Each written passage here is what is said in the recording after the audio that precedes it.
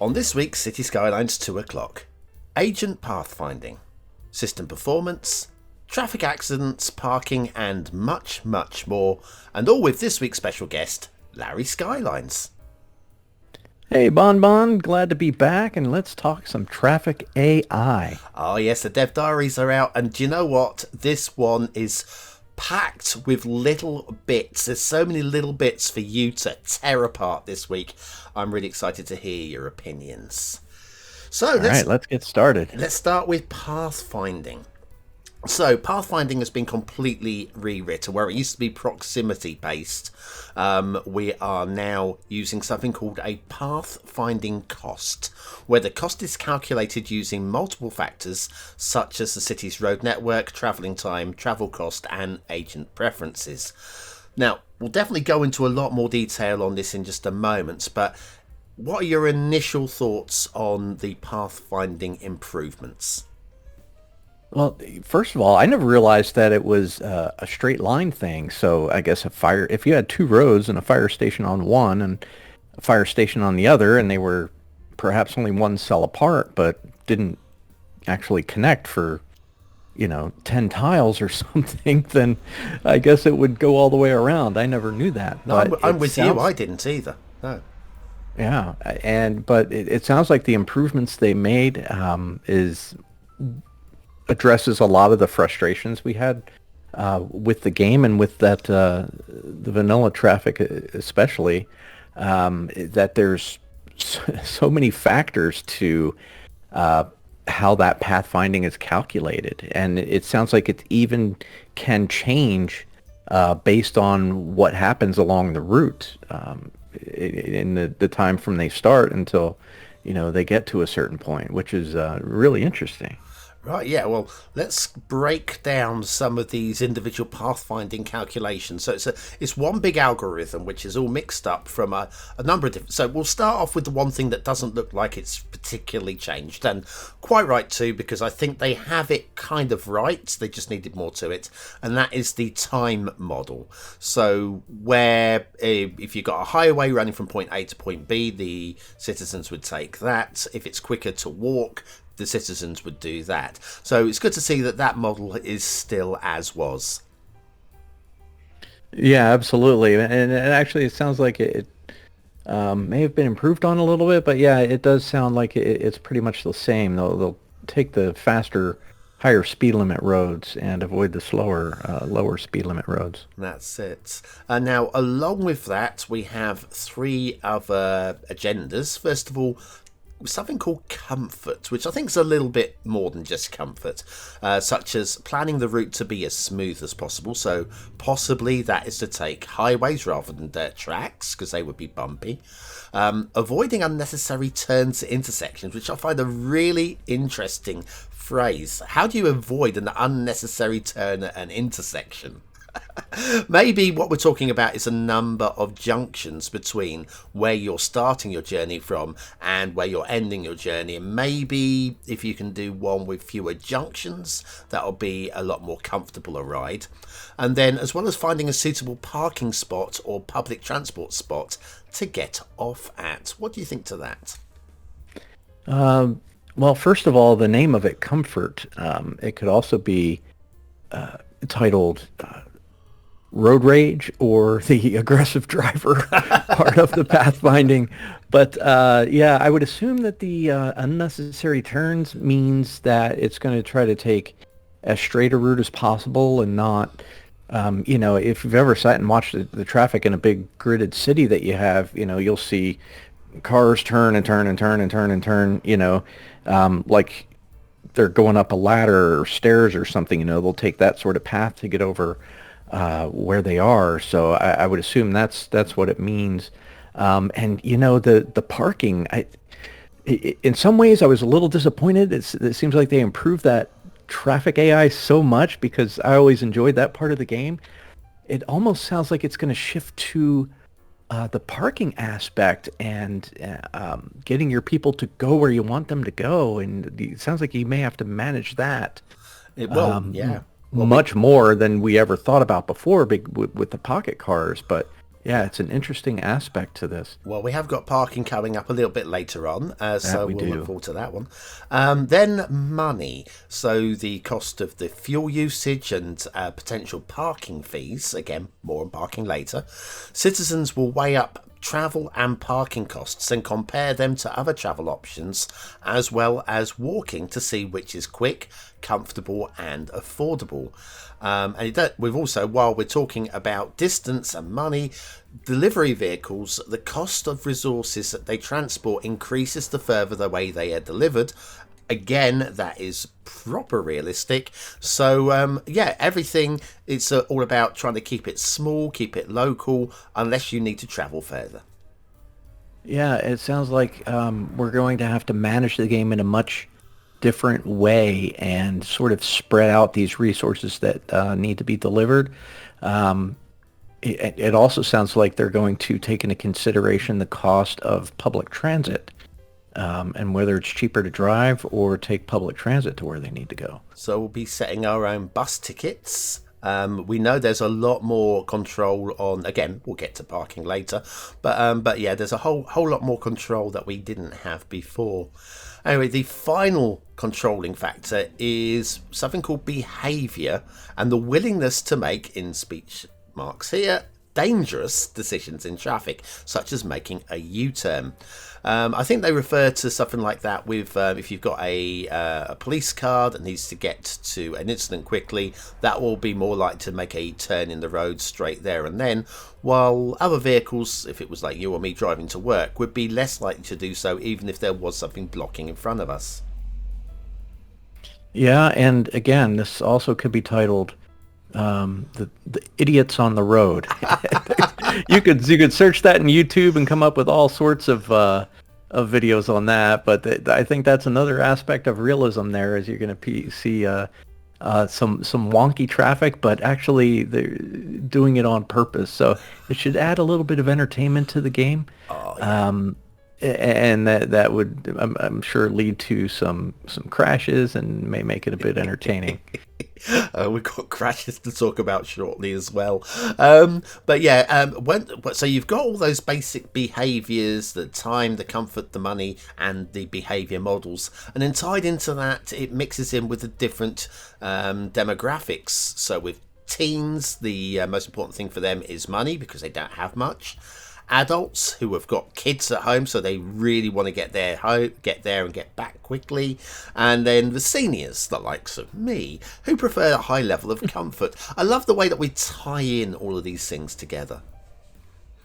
Yeah, it's very interesting that they went that detailed with it, with the different age groups in the game, and how that affects their pathfinding. It sounds like they spent a lot of time and resources on developing this, and there's again more things to take into consideration, and I mean we don't know what other things are going to be built into the game, but if there's something like that concerts DLC, or things like that where you have to take into consideration the age of the people going to these events. Yeah. No, I mean, I was going to say along the lines of campus, but we're taking the same thing. We've taken the youth market, and we are assuming that if you've got a concert or if we've got a campus, we're going to have to provide low traffic costs, like maybe lots of public transportation for that, rather than letting them rely on their cars. So, yeah, brilliant. Now, the next one we need to cover is lane usage, which is everybody's favourite subject in City Skylines. Why are they all using the same lane? And it's because we were bad city builders. But also, the new game's going to make things a bit easier. The new mechanic is that the vehicles will try to optimise road usage to allow as smooth a traffic as possible. Vehicles can overtake slower vehicles on a multi-lane road. They won't do that if it's just a national road. They won't switch into oncoming traffic, but they will use multiple lanes to overtake. It'd be interesting to see if they will undertake as well, for that matter. Then they can switch lanes to avoid a completely blocked road, such as where there's a vehicle crash, or if there's an ambulance making a pickup, that kind of thing. And they'll also try to give room for emergency vehicles as well. Your thoughts? No, it all adds that level of realism. It takes a lot of those vanilla mechanics out that we have in the existing game that we use Traffic Manager for. So it's great to see. It makes me wonder if they would ever go into the opposite lane, like if you have a two-lane street, or if they would just pick a new path. Like say if an ambulance was blocking the path, I assume they won't go to the wrong side of the road and pass it. But yeah, I mean the vanilla players are just when we first start out, I mean it makes a ton of difference, and I don't know. Does this going to put Biffa out of a job or not? I Is do hope traffic not. fixing maybe less of an issue, but who knows? Maybe there's so much more to manage that we'll just have to manage it in a different way, but still pay a lot of attention to it. Well, Biffa is a family man, so I don't want him out of work just yet. He's got responsibilities, poor fellow. Well, I mean, there is the whole lane mathematics thing that seems like it's going away. So RIP lane math. This is true. I'm sure he'll find a new niche. Now, on this lane usage thing, the one thing that has occurred to me is that obviously these vehicles are going to have to make new decisions more than once on their journey. The question is, how often will they? And I'm thinking on what the refresh time here is on their decision making. If they're the old game, they make one decision at the start of the journey and they stick to it. Whereas now they're going to be going, oh, there's a vehicle in the way. Wonder how regularly it will actually do a check to see whether or not it can complete its journey or whether it needs to make a new decision. Yeah, that's interesting. Would it be like segment by segment or based on distance or just as they get closer to where the potential problem is? Because you figure if they're coming from across the map, then whatever the issue is might be gone by the time it gets there. So I would assume that it would happen closer.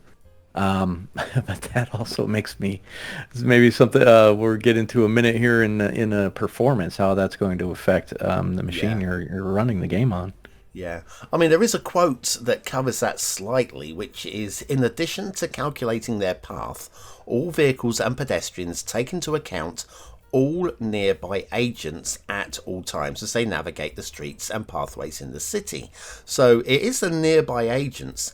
Having said that, we have already seen in screenshots and video feed vehicles that have clipped into other vehicles. So I don't think we've quite got the perfect model, but if it's better, I will accept that. Anyway, let's moving on to performance. As you've said, the performance is going to be key.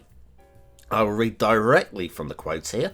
Pathfinding calculations are more numerous and in-depth than in Cities Skylines, as the agents have more features affecting their decisions. However, the calculations are more efficient, resulting in higher performance across the board, as the pathfinding and simulation, among other calculations, take advantage of all of the available processing power of the multi-core PCUs, them, yeah, computers, multi-core computers. There we go. So this is good. We have multi-threading. Yeah, from what I understand, the original game that doesn't take advantage of that. It was only using one core, no matter what you had. So I guess hopefully it will run smoother then now that it's able to take advantage of everything that your processor has. Yep. Yeah, indeed. This is going to be great. Anyway, at the very least, it will be better, and better is a good thing. We'll still be moaning in a year's time, I'm sure, but we'll be moaning about other things. Right. Okay. A couple of quick quick fire. Because we're running behind already. Okay, I know. Right. Agent hard limits. So previously we had a limit to the number of vehicles we could have, vehicles or people in the game. Now we have no hard limits. So there will be more cars, more traffic, more people. The only real limits to the simulation are the hardware limitations on the platform running the game. As That's they say my in the job dev to read the diary, comments. Well, that just sort of sums up what I have to say about that, and it puts me in the market for a new computer. I don't know. I guess we'll have to see how it runs when I first get it. I'm sure your old potato will be fine. I'm sure. Right, and then next quick one, and we'll keep this to 10 seconds. I think we can do 10 seconds. Roundabout behaviour. Cars using roundabouts correctly. Yeah, there's the little picture there, and the caption with the photo says vehicles are always ready to take advantage of an opening, which sounds like real life. You don't really stop. You just stay on the gas and find your gap and hit it. Yep. Yeah, this is going to be good. And I'm sorry, America. I keep saying that America doesn't have roundabouts. What I mean by that is, and you definitely have roundabouts over there, and we definitely have guns over here. But if you came across here and looked for guns, you wouldn't find any. But they are definitely over here. And similarly, if I went over to America, I have no doubt I would see a gun before I can get out of the airport. So in terms of roundabouts, I've had a look on Google Earth at my local, the radius from where I live. And within a 10-minute walk, not drive, within a 10-minute walk, I found 12 roundabouts. So when people say to me, we've got 3 in our state, well done you. But anyway, but it's not really roundabouts. Yeah, bless you for trying. Anyway, let's moving on. Accidents are a thing now. Although they might be hilarious. The likelihood of an accident happening is calculated per road segment and is increased by features such as road conditions, lighting conditions, weather, and disasters. Have we got natural disasters included, or is that something they're preparing for? Ooh, I don't know. I guess we'll find out. I don't know if I know there's a dev diary upcoming somewhere down the line about climate and seasons, so I don't know if any of that will be addressed there. But yeah, it sounds like there may be some disasters, and it makes. Is it going to be as sort of not as realistic with all the meteors and stuff, or is it going to be more natural? Who knows? I don't know. But yeah, it's interesting that they included that word disasters in there. Yeah. Well, sticking just on the basic accidents again, to quote the dev diary, when an accident check succeeds on a road segment, a vehicle on the segment is selected randomly, that poor driver, to lose control. It's an act of God. The vehicle is pushed in a random direction, which is where I think the accidents may end up looking a little bit haphazard. And if a vehicle is pushed in a random direction for no obvious reason, it will look kind of silly. But anyway, gaining a simple collision and physics to allow it to hit obstacles on its way. So buildings, other cars, that kind of thing. If a vehicle collides with another agent, another car or truck, then that will also gain collision and physics for the duration of the accident. So we might end up with domino vehicles where one hits another, hits another, hits another. It could become hilarious. It could, and my one concern about this is it going to be overdone? Is it going to become an issue? Or is it going to be here and there? I mean, I love the fact that they added this. I am just hoping that it doesn't get too stupid, for lack of better words. But it certainly will be interesting. I mean, I always love playing Wreckfest, so to see a little bit of Wreckfest in Cities Skylines can only be entertaining. Or maybe a little BeamNG drive as well. Oh, Wreckfest is so much fun. I'll go with that one. Okay, let's move it on, because we're down to the last 3 minutes and we've still got plenty to cover. I know. Parking. This one might have to go longer, BonBon. It can't. There's only a limited amount of music. Parking. Oh. Parking choices. The and pathfinding cost calculations for agents can be affected by fees set for individual parking lots and buildings, as well as for roadside parking fees added to districts. Low or non-existent fees encourage parking for all citizens, while high parking fees favour the wealthier. So there we go. We can set individual parking rates per For parking lot, we've got multi-story, we've got underground confirmed. Also for on-street parking, we can set by district as well. Sounds brilliant. Yeah, it does. Another aspect to managing the game that they've added, and yeah, like I said before, I wonder, since the traffic, the pathfinding AI has been improved so much, are we going to, or it sounds like we're going to have to spend more time managing our parking than traffic. But we shall see. It's interesting. I do Very hope there's, interesting. yeah, I mean, I've mentioned info views, and while they are sort of covered a little bit in the dev diary, the one thing they haven't said is that there's an info view for parking. That would be great if we could see like the cost of our parkings in areas on an info view map. Yeah, I don't know. And looking at the little icons that are on this screenshot, it's hard to tell. There'll be a mod for that. You know, it says there's a traffic, let me see, there's a traffic flow and traffic volume info views that you can switch between, which is also very interesting. See which roads are used the most, which are used the least, and how many vehicles are actually using those roads. So, Right. Well, yeah, very interesting. Well, given that we're almost out of time, we've got about 1 minute. I'm going to quickly say, you don't get any response to this. Service vehicles, you can assign them by district, and taxis, you can upgrade the taxi station to have a radio tower, so taxis will pick up from anywhere rather than just a set taxi rank. But what I really want to get your opinion on is that image with the outside connections. When you reach the edge tiles, you can put in your own outside connections, but that image shows the outside connections aren't on the outside of the map. What do you make of that? You've got 20 seconds.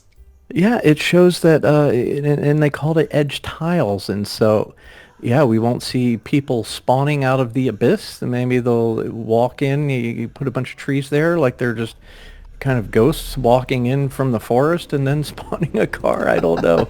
Interesting. Although I did just see another little screenshot that they have above service vehicles, and it says parking facility availability, I guess, for the roads. So there is a little info view on that, it looks like. Well spotted there. But anyway, that is it. You've got 5 seconds to say ta-ra. Hurrah. No, thanks for having me, BonBon. Fun as always. It goes by so fast every time. Thanks for being there. Take care, everyone. Thanks for listening to me ramble on. Thanks, and I'll see you very, very soon.